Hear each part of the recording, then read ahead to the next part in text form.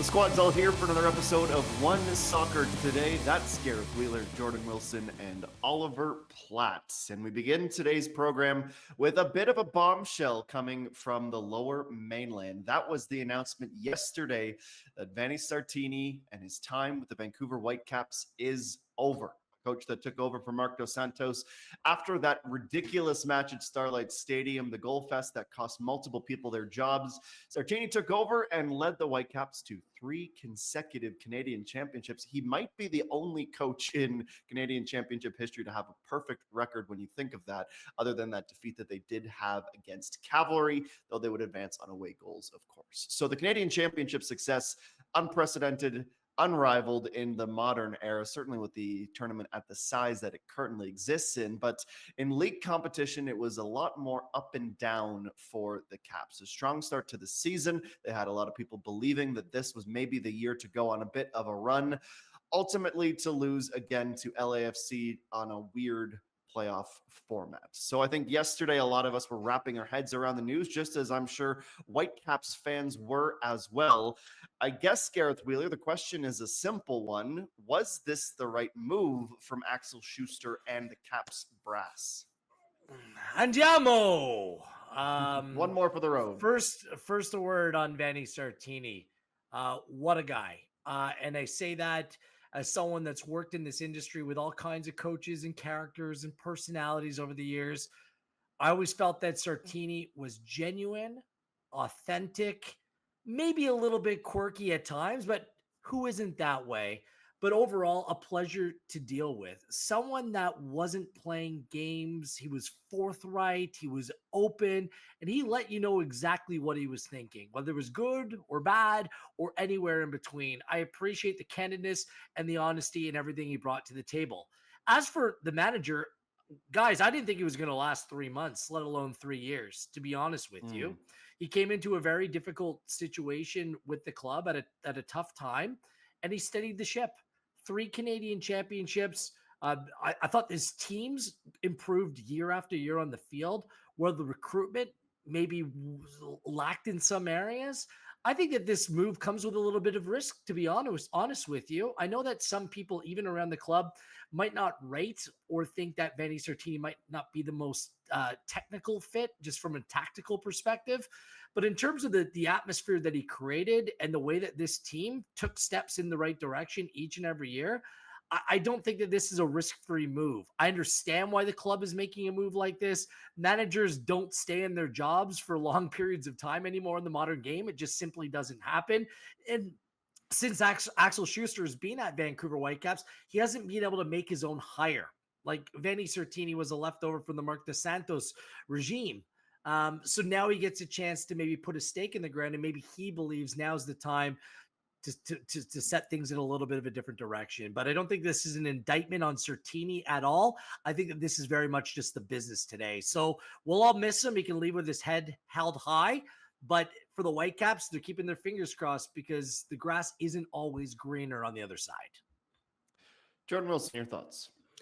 Vanni, gem of a human being. Wheels already mentioned that, but very refreshing to just talk with him as we have. And even the one time playing against him, there's just the way he showed so much sportsmanship, right? Like it's hard to dislike a guy like that.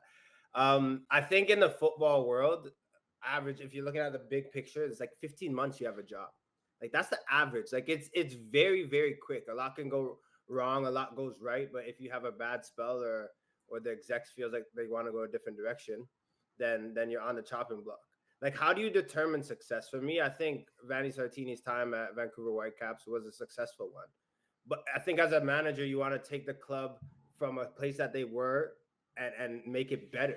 But like, how much more can he do with what he has? I think 3 years and the tenure that he has was great because he's taken them to a different level. To Wheels' point, it's a risk regardless, right? You pick a manager, you're like, are you going to be better? Is the team going to come together the same way that they did under Vanni? Was he scrutinized maybe for the tactical bit that some would say he lacked or he didn't get the most out of a group? But I just look at Vancouver Whitecaps and there was a real vibe around that team and there was a real presence, and Vanni Sartini was a huge part of that. So moving forward, we'll see what direction they want to go into. But a guy that was just a class act for me on and off the pitch, I'm gonna miss his pressers because they were gold. You were just waiting to hear him say something that was hilarious. But gem of a human, and we'll just see what lies in stores for Vancouver Whitecaps. And Ellie, I know you've had the chance to actually work directly with him a few times now with the Canadian Championships, being on the touchline, experiencing those wins in Vancouver. Of course, I'm curious your thoughts here. And then the logical next question is who replaces him, or what type of manager should replace him? Yeah, well, I think that second question is really the one that's going to determine whether this is the right move or not, right? Like, it's TBD. I don't think you can really give a judgment on that yet without seeing what Axel Schuster goes out and does from here.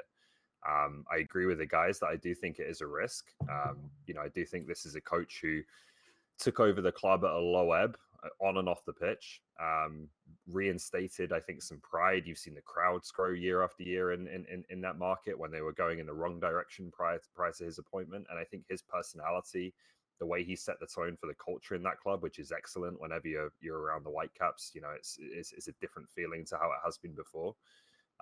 You can't underestimate any of that, and they've had success on the pitch, obviously, with the 3 Canadian championships as well. So it's all about where they go from here. It feels like kind of the DeRozan moment where you have to decide between we've been pretty successful and we're maybe hitting a little bit of a ceiling, but you now take that risk to see what you can do instead. And I have a feeling that, just based on comments that Axel Schuster has made a few years ago, he spoke very, very highly of the Philadelphia Union, basically called them the role model for the Whitecaps. I wouldn't be surprised if Jim Curtin's dismissal in Philadelphia maybe played a part in the Whitecaps' decision to make a change here. In the thinking being that they'll go and try and bring him in. Whether he'd be interested in coming up to Canada, I don't know. But I think that would be an obvious name that they'll be looking at as someone who's proven in MLS, who has operated in a very similar club in terms of the model, and who would be very tempting to go out and get, I think, if he's available. Great DeRozan comparison. Great. Well, the thing with that, I like the DeRozan analogy, but it wasn't just DeRozan at that time. It was Dwayne Casey. And I remember after they lost, I said they needed to replace 2 of the 3, and they kept the one guy in Kyle Lowry, who helped lead them to a championship. But I just don't know if the foundation's the same. I don't know if the model's the same, Ollie, when it comes to Philadelphia Union and Vancouver Whitecaps, because the Union continued to bring really good young players through their academy. The Whitecaps are recruiting very good players, but I don't think that they're using their academy enough, for maybe the players coming through just aren't at that standard. I'm not sure what it is. Obviously, Jim Curtin is well regarded. I'm not sure if he's a fit. I would think that Axel Schuster would go back to his German roots and look to bring someone in from abroad. He's got all kinds of established connections, having worked with Schalke, being very well-liked, seemingly well-liked and well-connected through the industry as well. This is like his legacy call. This is why oftentimes clubs, save that a little bit longer till they're sure who they want to bring in. Perhaps you're right, Ollie. Perhaps it is Jim Kerr, but it wouldn't be surprising to me if they went overseas for their next move to bring in someone else. Maybe that manager's Scottish, with the Scottish connection going on there as well. But I mean, if they're going to close that gap with the biggest and best teams, then I think the club needs to spend a little bit more. They need to dig a little bit deeper. And I think that some of the moves had eyes for the future that they made last year, instead of focusing on how to take this team over the top. And I think that they were close this year. I really do. Which players do they lose? Does Kubas go? Because if they lose him, that leaves a big gap in the middle of the park. So it's not going to be an easy transition for the Whitecaps here. What's the game model? How do they want to play? There's so many questions that need to be answered. And that's what moving away from Sartini does. It kind of throws you into the footballing abyss a little bit. I mean, how deep you go, that's all about the planning for Axel Schuster. So it's his project. It's his baby now. And it's going to be up to him. Big pressure on making the right next decision. Okay, Jordan Wilson, we saw, and I mentioned, of course, the now infamous MLS Cup playoff format and how Vancouver Whitecaps actually beat LAFC if you were to count all the goals on aggregates. So the question about Aggregate how win. close are they Yeah. competing, how close are they to competing with the LA clubs? Of course, the Galaxy being the one left standing. We have a good sample size. They were right there in the playoffs, but they didn't get the job done. In your eyes, is that gap narrowing? Are they knocking at the door of being one of those elite Western Conference teams, or do you think there's still a bit of work to do here? To answer your first question, I think that they're really close. But I'm curious to hear what Ollie and Wheels have to say, because when I watch the MLS, I usually preach about balance. Like when you're talking about the CPL, I think it's about having young players, but having some big dogs, having some vets, but having some new hungry guys. I think the MLS with their 29 teams, there's a case for that. But when I look at who's in the finals every year, or who makes a push towards the end of the season, I think it has to do with like your big dogs. Like you look at a team like TFC, have two big dogs, but are they effective? I don't think anyone in their right mind could say they're truly effective. Where I look at Vancouver Whitecaps, their big dogs are effective. I just don't know if they have enough. Like when I look at their team play, I think they have great players, and I think that Vanni Sartini had a style where you're going to interchange guys and it's going to be fluid, and you really don't know their 11 each time because you're going to have different guys stepping up. But how many plays do you look at when you look on the game sheet and you're like, oh, I fear him. Like he's a guy that will bury us if he's on. I might say 2, 3. But I think the teams that play the last game of the season have 4, 5, 6, where you're looking at they're dangerous. Are they far off? No. Do I see them getting 4, 5, 6 in the near future? I hope so. I just don't think that's going to happen. Interesting how on Friday we played a favorite game here on One Soccer Today called Likely or Unlikely. And when I asked you guys about John Herdman, there was some more apprehension about his future and whether you thought he'd be the man to start the season for Toronto FC in 2025. So let's play a hypothetical where John Herdman is ousted and it's 2 MLS clubs in Canada making coaching changes. I'll play these Would hypotheticals. a landing spot for Vanni Sartini be in Toronto? We talked about steadying the ship. Ooh. The Reds could certainly use a safe pair of hands on the rudder. You don't Gareth play Wheeler, your thoughts? hypotheticals, Wheels? No, Straight to no, Will. I'm not. I mean, the man still has a job. I can't play this game. I don't know what Vanni Sartini wants to do next. I'm assuming it's staying in this country due to his political, socialist leanings. It probably seems like it fits like what he's all about more so than not. Maybe he goes back abroad. I don't know what's next for Sartini. I will say if he doesn't stay in this country, I think it'd be a loss for Canadian football. I think he'd be a great fit, an outstanding fit in the Canadian Premier League at some point. But what jobs are available with the expansion on the horizon? Perhaps he can take over an entire project, or him and a group of individuals. So I just hope that he stays in Canadian football, because at a time when there's so much pessimism and negativity and mistrust, like this guy is the antithesis to all of that. He brings positivity, he brings life, he brings energy, he brings charisma. These are the things that we need more. So I really hope, for everyone's sake in the Canadian soccer ecosystem, that he stays within football in this country. Yeah, me too. I would love to see him stay in Canada, in whether it's MLS, CPL, whatever capacity. Like he's one of the best NSL? personalities. NSL, sure. He's one of the best personalities we have in Canadian soccer. So it would be a poorer place without him. But the reality also is he's done a good job here. Like he's done a good job in terms of results on the pitch. He's done a good job in terms of how he's built up the club and the culture. I think there'll be opportunities for him. Maybe he could go back to Italy and get a job there. I don't know.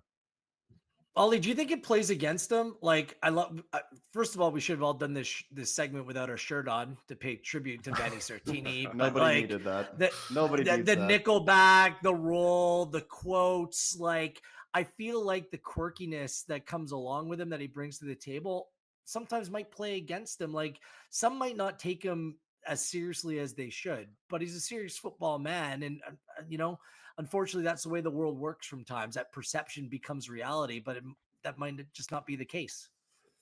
Maybe. Well, Sorry, I was just going to, I think that's kind of your problem if that's the way you're viewing Vanni Sartini, but I get what you mean in terms of the perception. Not me. Just no, you personally. Yes, sorry, yes, I mean in general. Anyone thinking that way, but he's a smart guy. Like he's not an idiot as much as he might play the clown in front of the media. Like he's got a good football mind. And to add to that, furthermore, you could see clearly that he like loves to win. Like, yes, I understand it's quirky, but he get players behind him. I saw it firsthand where you see him up close, and yeah, of course he'll do these jokes and tell these stories. But at the end of the day, the hook, line, and sinker, he wants the team to be a family. He wants them to love what they do and come together and win at the end of the day. And I think they did that for the most part. But he made the club better. And for me, as a manager, when you're leaving, that's what you want to say and hold your head held high, knowing that you made the club and the situation better than when you came into it. Well, Vanni Sartini, blue skies and tailwinds. We've been a better Canadian soccer ecosystem with you in it, and we hope that it's not long before we see him return. We'll keep an eye on the Caps coaching search, of course, here on One Soccer today. But for now, it is time to move on to today's Visa Women's Football Report.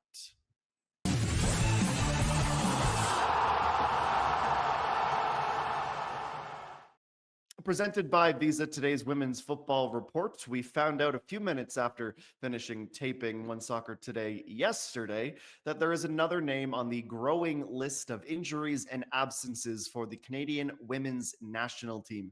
Evelyn Vienne will not participate in a pair of friendlies in Spain against Iceland and Korea. And let me check my notes because I basically need a scroll here. That is now no Vienne, Buchanan, Collins, Lacasse, and Quinn. Jordan Heidema misses out through personal reasons as well, and Jade Rose. We're also expecting her to miss the friendlies as well. Clarissa, do you have a scroll? Pardon me? Do you actually have a scroll? Yeah, do I have a scroll? How dare you? I have a 100%. virtual scroll today, but you know I have a scroll. You know he has one. Larissa Larisey replaces Evelyn Vienne. She was a player who scored a hat trick the day before the roster was announced, and many people were wondering why she was excluded in the first place. So we will likely expect to see Larisey feature at some point in these friendlies under interim head coach Cindy Tai. The question now, I suppose, Jordan Wilson, is with such a long list or my scroll of absences, what are you expecting to see or what are you hoping to see? Because the formation might look different. The starters will certainly look different. This kind of seems like a blank canvas for Cindy Tai to experiment with. I'll say what I know will be different is the formation. You can't play the way that Canada has played because for me, you just don't have the pieces. Unless you're gonna throw someone like literally jump off the deep end and they're gonna go into a spot that they've never done before. I don't think that's the best situation. But new faces at a time where you're hearing so much and there's a lot of pessimism going on right now. With the team, but I think with the players, like you get to go and play with the people that you love once again in Spain and like play against good competition. I think you go and take that. Yeah, like it's tough, but like footy at the end of the day, that as a footballer, that's what you want to do. You want to play. You want to be in positions to go and succeed, score goals, make tackles, do all of that. So they get that spot. But formation for me, it's gonna be a back four. Like I don't see another situation. Lawrence and Gabby Carl probably on the two right back and left back. And then it has to be Vanessa Gilles on one side and Zadorsky on the other. Like I would stable the ship because as much as you want to try new players and new positions, at the end of the day, if there's chaos in the back, none of what you plan goes to fruition. Like you have to make sure you have a solid base. And I would even say you're four, and then whoever's playing that D mid needs to be there. And then you can maybe a flirt with a few options going forward. But new faces, like this is that time. They have no games that really of significance for any time soon. You do have a manager that you're probably going to get a new manager coming in the next, whatever, I'll say 6 months. Play free, play new players, get new faces, give them the minutes and give them the time to go succeed. That's what this time is for. For the record, Jordan, I was being entirely facetious when I said tough. I've been campaigning to have One Soccer Today go to Spain 6 or 7 times a year for a while, and we haven't. Just once. That's you're shooting too high. Just once. You say one trip. We literally were owned by a Spanish company. I'm just saying. One trip. You said 6, you go 1. Yeah, if you just asked for 1, we'd probably be on a beach right now. That's true. It's green. I gotta bankroll my scroll collection somehow, Ollie. One of the things that stands out from that list, of course, is the age of some of the players that are missing. Canada is very much a young team now, especially with some of the recent retirements and greats of the program. But we have a lot of under 25 Canadians on this team who are very successful. But if you had to pick one as the player under 25 that either has the brightest future, or we need to bubble wrap so that they don't get hurt long term and they're around for a while, who would you pick as the most important U25 on this women's national team, Ollie? I think it's Jade Rose quite easily. I think she's a star already. She's going to play for some big clubs in her career and probably win something ridiculous like 150 caps. Like she's just going to be an ever present. I think for this team for many years to come. The way she slotted in against some of the top strikers in the world, you've seen at times her ability to go head to head as a one-on-one defender, her ability on the ball, the intelligence, athleticism. She's just got it all as a central defender and remarkably mature beyond her years. So she'd be my easy answer. Jordan Wilson, do you agree? I do agree. I always rated this player highly, but then when I saw her shut down Rodman like consistently for 90 minutes, it was a nice little water park that day as well. But regardless, sure was. I I don't think know about a just nice her- water park, but maybe a rundown needs to be demolished water park. I think I would have had fun in that game for sure. I think I didn't. just her ability 1v1 both ways, like defenders that can skip past players and make it a 2v1 situation are just gold in this day and age. But then the look in her eye when someone's running at her and she just says, push it, go. Like push it by me. And I promise you, these long legs are going to catch you. I'm going to tackle you. And 9 times out of 10, she does. You rarely see her, and this is why I rate the player. You rarely see her 5 out of 10. Like if it's not her best day, it's still 8 out of 10. And that for me is always how you judge someone with their quality. I also look at her compadres who she plays with, Vanessa Gilles and Khadijah Buchanan, 28 in Vanessa Gilles and 29 in Buchanan. Her role might be center back for the next decade. Like I know she can play a right back or the right side in the 3, but like she's gonna have to be a leader for years to come. And maybe it's not her time right now. She's still gonna ease into it. But you look at a player like that, she's the bridge. And Wheels, you said it as well. You look at this team in years past, it's just about the defense that keeps them in games. It's the defense that keeps them in tournaments. But this is why both of you are wrong about this. The most important under 25. If we're picking a right-sided defender in a back 3 as the most important player under 25 for this program, she might not be that forward, forever. what other nation in the world is pinpointing a right-sided center back as being their most important player? This is no disrespect to Jade Rose. Just defender. Just say defender. No one's picking. Okay, which other nation that is like a top nation is picking a defender as their most important young player moving forward? US. It's time that you think about the attack. No, they have young attackers. Like, look, we're still waiting for the heir apparent, the next person to take the reins from Christine Sinclair. And Christine Sinclair was past her prime quite some time ago.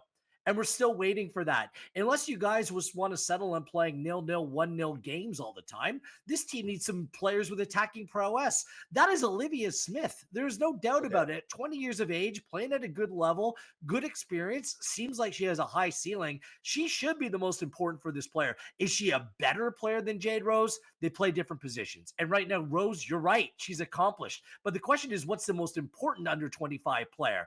And Canada needs reliable attackers. End of story. And that's the only way that this program is going to progress beyond where they are now. So it's got to be the attack. Come on, guys. Let's think about this. You want to go first?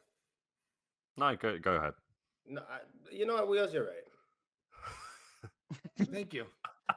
Well, that was anticlimactic. I'm still saying Jade shocking. No, but it's fine because I totally understand where he's coming from. I see it, but if you take Jade Rose out of this team for the next 10 years, they will struggle significantly. And Wheels, maybe you want to win games 4-3. Canada finds good defenders. Like finding good defenders is not an issue for this program.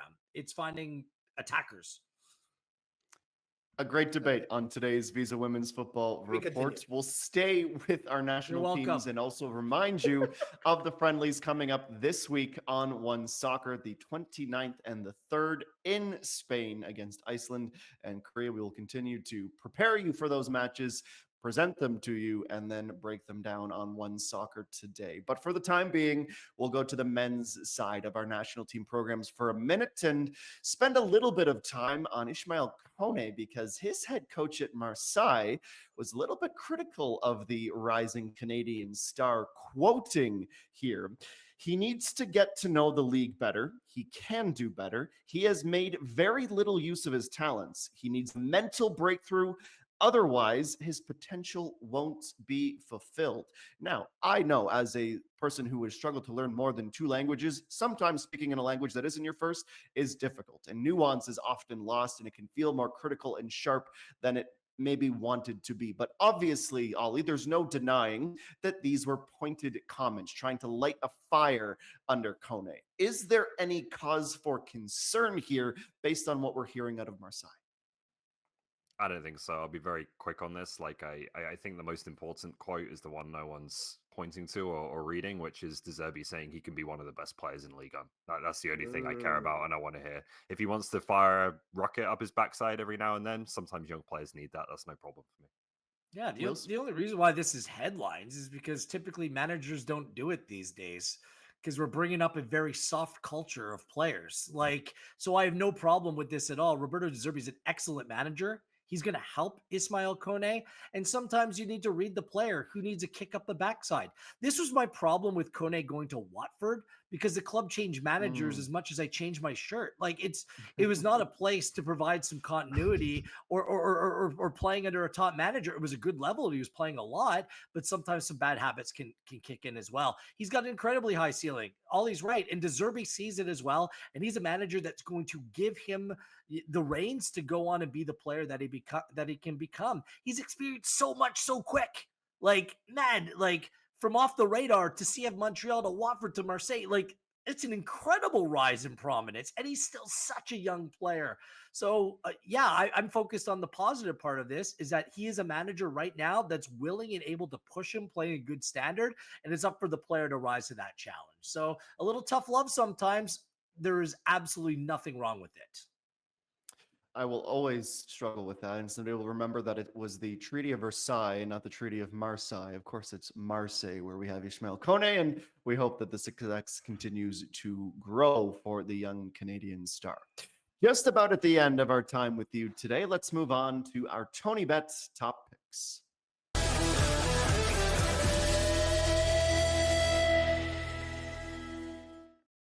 Another look ahead to UEFA Champions League in our tonybet top picks today. I have the lines below. We'll assign them to our pundits and get them to weigh in. Let's start with Liverpool and Real Madrid and Liverpool at -110, Real Madrid +280, or we're looking at 3 goals. Overpays 102, overpays -121, under pays +102. Words are hard. Jordan Wilson, where are you going?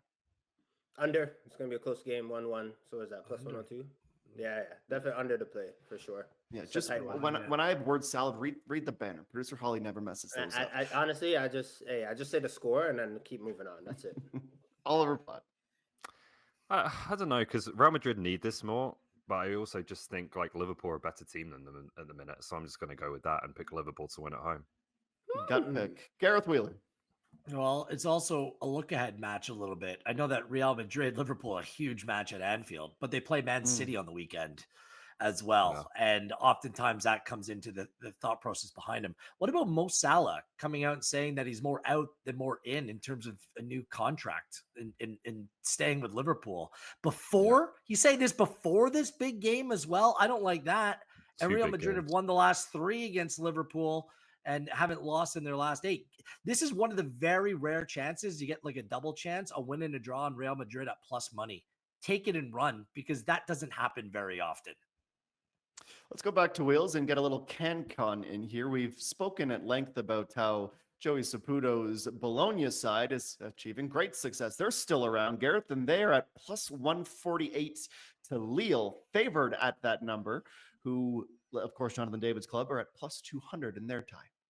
After selling off some really good players, the manager left, went to Juventus. They managed to steady the ship here over the last little bit. So I think Bologna is going the right direction. I think with Lille, like, their data isn't great, but they've been performing excellently in this competition, led by Jonathan David.